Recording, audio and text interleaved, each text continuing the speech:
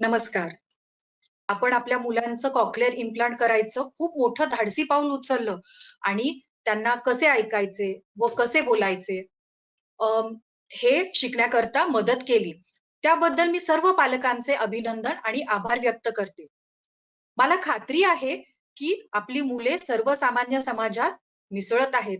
सर्वसामान्य जीवनात अधिक यशस्वी होऊन ते अजून कसे पुढे जाऊ शकतील किंवा त्यांच्या व्यक्तिमत्त्वाचा अधिक विकास कसा होईल, हे जाणण्याकरता मी तुम्हाला काहीशी माहिती देते. आणि म्हणूनच आपण या सत्राचं नाव बी मोर असं ठेवलेलं आहे. आपण जर आपल्या मुलांना विचारलं, की तुम्हाला मोठेपणी कोण व्हायचं आहे? तर ते काही मुलं म्हणतील मला डॉक्टर व्हायचं आहे, काही मुलं म्हणतील मला कलाकार व्हायचं आहे, काही मुलं म्हणतील मला क्रिकेटपट्टू व्हायचं आहे. खरं तर आज मुलांमध्ये त्यांच्या अभ्यासाबरोबर संगीत, क्रीडा, कला, फोटोग्राफी अशा विविध क्षेत्रांमध्ये कौशल्य विकसित करण्याची क्षमता आहे. ते त्यांचे सर्व स्वप्न पूर्ण करू शकतात. पण हे तेव्हाच शक्य होईल, जेव्हा ते त्यांचं आयुष्य आपल्या पूर्ण क्षमतेने जगू लागतील. आणि ते कसं शक्य आहे, याची माहिती मी तुम्हाला आता इथे पुढच्या सत्रामध्ये देणार आहे. आपण मागच्या सत्रामध्ये बरीचशी उदाहरणं पाहिली होती. त्यातलं तुम्हाला एक उदाहरण चष्म्याचं आठवतं आहे का? आपल्यांपैकी बरेचसे पालक किंवा मुलं देखील हे चष्मा वापरतात. पण आपण एकाच डोळ्यावर कधी चष्मा लावतो का? नाही. आपण नेहमी दोन्ही डोळ्यावर चष्मा लावतो. कारण अधिक स्पष्ट दिसण्याकरता आपल्याला दोन्ही डोळ्यांवरती चष्मा लावावा लागतो. अशी आपण बरीच उदाहरणं पाहिली होती.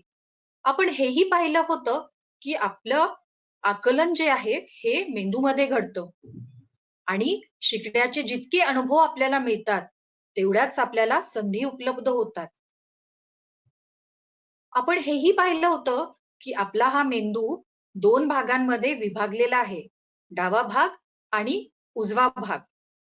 डावा भाग शरीराच्या हालचालींवरती नियंत्रण करतो आणि उजवा भाग भावभावनांची जबाबदारी पार पाडतो.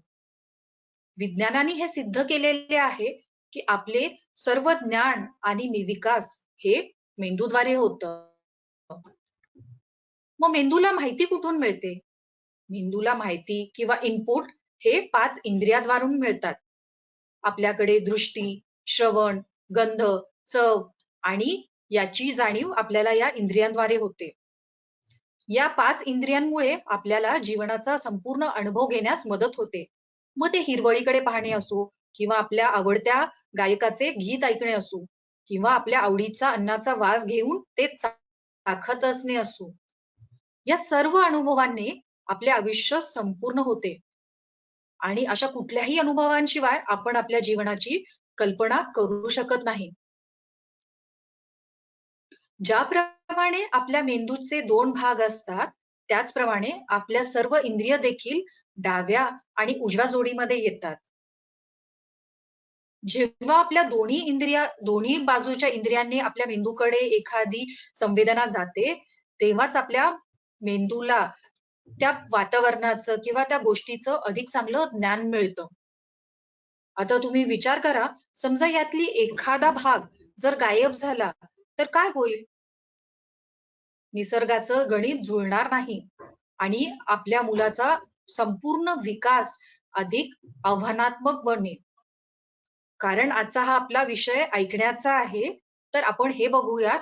समजा जर आपलं मूल एकाच कानाने ऐकत असेल, तर काय प्रॉब्लेम येतील किंवा काय त्याला कठीणाईंचा सामना करावा लागेल, हे समजावण्याकरता मी तुम्हाला एक छोटंसं उदाहरण देते. बहुतेक वेळा आपली मुलं ही गोंधळाच्या ठिकाणी असतात. चार-चौघांमध्ये खेळत असतात. अशा वेळेस भोवताळातल्या गोंधळामध्ये जर एखाद्या व्यक्तीने त्याला आवाज दिला किंवा एखादी सूचना दिली किंवा पाठीमागून काहीतरी बोलले, तर ते त्यांना कदाचित कळणं अवघड जाईल. कारण जेव्हा आपलं मूल एकाच कानाने ऐकत असतं, तेव्हा त्याच्या मेंदूवर खूप जास्त ताण येतो आणि ताण आल्यामुळे तो थकून जातो आणि अशा वेळेस गोंधळात ऐकणं हे खूप आव्हानात्मक होतं. दुसरं एक उदाहरण मी देऊ इच्छिते, की समजा जर आपली मुलं चार-चौघांमध्ये गप्पा मारत असतील, तर आणि एकाच वेळेस 2 ते 3 मुलं एकाच वेळेस बोलत असतील, तर आपला नक्की कोणता मित्र काय बोलत आहे, हे आपल्या मुलाच्या लक्षात येत नाही. आणि मग हळूहळू त्यांचा आत्मविश्वास कमी व्हायला लागतो आणि ते त्यांच्यापासून दुरावत जातात आणि एकलकोंडी व्हायला लागतात. तिसरा कठीणाई म्हणजे मल्टीटास्किंग, म्हणजे एकाच वेळेस 2 ते 3 कार्य एकत्रित करणे. कित्येक वेळा एका कानाने ऐकल्यामुळे आलेल्या ताणामुळे आपल्या मुलांना मल्टीटास्किंग करणं अवघड जातं. आणि सगळ्यात महत्त्वाचं म्हणजे आवाजाची दिशा. एका कानाने ऐकत असल्यामुळे आपला मूल कधीच अचूकपणे सांगू शकत नाही, की आवाज नक्की कोणत्या दिशेने येतोय. याच्या विपरीत जर आपलं मूल 2 कानांनी ऐकत असेल, तर त्याच्यामुळे त्याला काय फायदे होतील, हे आपण आता थोडक्यात बघूयात. जसं मी पहिल्यांदा सांगितलं, की गोंधळाचं उदाहरण दिलं. तसंच आपण एका वर्गाचं उदाहरण बघूयात. भारतामध्ये बहुतांश शाळा ह्या रस्त्याच्या कडेला असतात.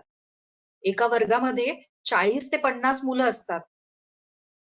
त्याच्यामुळे जेव्हा आपलं मूल वर्गामध्ये शिकत असतं, तेव्हा ट्रॅफिकचा येणारा आवाज, वर्गातल्या मुलांची कुजबूज, व्हरांड्यातून येणाऱ्या-जाणाऱ्यांची कुजबूज, वर्गात चालू असलेला पंखा, या सगळ्या गोंधळामध्ये आपल्या बाई काय शिकवत आहेत, हे त्याला ऐकायचं असतं, समजायचं असतं आणि लक्षात ठेवायचं असतं. जेव्हा आपलं मूल 2 कानांनी ऐकत असतं, तेव्हा ह्या सगळ्या गोष्टी त्याला अगदी सोप्या जातात. त्याचा मेंदू सहज सगळं वातावरणातले आवाज घेतो, ऐकतो आणि ऐकणं सहज झाल्यामुळे तो थकत नाही. त्याची सर्वात जास्त ऊर्जा ही शिकण्याकडे जाते. त्याच्यामुळे आपली मुलं जास्तीत जास्त शिकत राहतात. 2 कानामुळे अजून एक खूप छान फायदा होतो. तो म्हणजे सुरक्षिततेचा. मी तुम्हाला एक छोटंसं उदाहरण देते. जर आपलं मूल एखादा रस्ता ओलांडत असेल आणि चुकीच्या दिशेने एखादं वाहन येत असेल, तर तो वाहन चालक जोरजोरामध्ये हॉर्न वाजवतो. 2 कानामुळे ऐकत असल्यामुळे आपल्या मुलाला पटकन लक्षात येतं, की हा आवाज कुठून येत आहे. तो वाहन चालकाला लगेच पाहतो आणि बाजूला सरकतो आणि त्याच्यामुळे होणारा अपघात हा टळतो. तर आवाजाची दिशा हे अचूकपणे आल्यामुळे अशा बऱ्याच घटना आपण आपल्या आयुष्यामध्ये टाळू शकतो. 2 कानाने ऐकण्याचा तिसरा फायदा होतो, की मल्टीटास्किंग. जसं आपण मागच्या उदाहरणात पाहिलं होतं, की एका कानामुळे ऐकल्यामुळे मल्टीटास्किंग हे कठीण जातं. तसंच जेव्हा आपलं मूल 2 कानांनी ऐकतं, तर एकाच वेळेस 2 ते 3 कार्य करणं हे त्याला खूप सोपं जातं. त्याचं उदाहरण म्हणजे वर्गामध्ये शिक्षक काहीतरी शिकवत असतात आणि त्याच्याबरोबर आपल्या मुलाला काही सूचना देत असतात आणि ते त्याला वहीवरती लिहावा लागतात. तर हे सगळं 2 कानांनी ऐकल्यामुळे खूप जास्त सोपं जातं. आणखीन एक फायदा म्हणजे आपल्या मुलाला छोट्या-छोट्या आवाजाचा आनंद घेता येतो. एक उदाहरण आपण संगीताचंच बघूयात. हल्ली सगळे आवाज किंवा संगीत हे स्टिरिओ इफेक्टमध्ये येतं. आपण जेव्हा एका हेडफोननी एखादं संगीत ऐकतो, तेव्हा त्याचा फारसा आनंद आपल्याला घेता येत नाही. पण तेच जेव्हा आपण दोन्ही कानांनी संगीत ऐकतो, तर आपल्याला खूप छान प्रकारे आपल्याला ते संगीत ऐकू येतं आणि आपण त्याचा आनंद घेऊ शकतो. तसेच आपल्या आयुष्यातले खूप छोटे-छोटे आवाज आहेत, जे 2 कानांनी ऐकल्यामुळे स्पष्ट ऐकू येतात आणि आपण जगण्याचा आनंद घेऊ शकतो. या सर्व गोष्टींमुळे तुम्ही पाहाल, की ज्या मुलांचे दोन्ही कानाचे ऑपरेशन झालेले आहेत आणि दोन्ही कानांनी ऐकत आहेत, त्यांचा आत्मविश्वास कमालीने वाढतो. त्यांच्या व्यक्तिमत्व निखारून येतं. ते समाजामध्ये अधिक जास्त आत्मविश्वासाने मिळू शकतात आणि छोट्या-छोट्या आयुष्यातल्या गोष्टींचा आनंद घेऊ शकतात. तर आणखीन एक फायदा होतो म्हणजे समजा जर आपल्या मुलाचं एका कानाचं मशीन बंद पडलं, तर दुसऱ्या कानाचं मशीन हे नेहमी चालू असतं आणि त्या कारणामुळे आपला मुलगा किंवा मुलगी हे अखंडित ऐकण्याचा आनंद घेऊ शकतात. आता पालकांच्या मनात हा प्रश्न नक्कीच उद्भवला असेल, की आम्ही दुसऱ्या कानाच्या इम्प्लांटची सर्जरी केव्हा करायची आणि किती कमीत कमी वेळ दोघंही इम्प्लांटमध्ये असावा. तर आपण जितक्या लवकर दुसऱ्या कानाच्या सर्जरीचा निर्णय घेऊ, तितकंच आपल्या मुलांसाठी सोपं होतं आणि तितकाच जास्त त्यांचा चांगल्या प्रकारे विकास होतो. तर या सगळ्या गोष्टींचा मी एक सारांशात सांगते. जर आपली मुलं दोन्ही कानांनी ऐकत असतील, तर आपल्याला त्यांच्या सुरक्षिततेची चिंता राहत नाही. ते खूप चांगल्या प्रकारे समाजात अगदी आत्मविश्वासाने मिसळू शकतात. ते अभ्यासाबरोबर आपले छंदही जोपासू शकतात आणि त्यांच्या ऐकण्यामध्ये कधीच खंड पडत नाही. पालकांनो, मी आशा करते, की तुम्हाला दोन्ही कानांनी ऐकण्याचे फायदे अगदी व्यवस्थितपणे कळालेले आहेत आणि तुम्ही नक्कीच आपल्या मुलांचा दुसऱ्या कानाचा इम्प्लांट करायचा विचार करत आहात. धन्यवाद.